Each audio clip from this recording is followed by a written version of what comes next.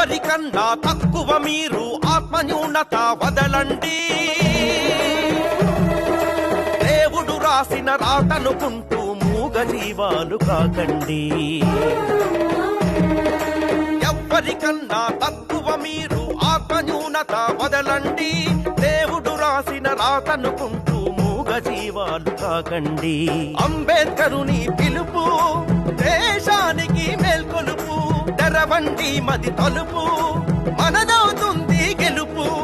ఎవ్వరికన్నా తక్కువ మీరు ఆత్మన్యూనత వదలండి. దేవుడు రాసిన రాతనుకుంటూ మూగ జీవాలు కాకండి.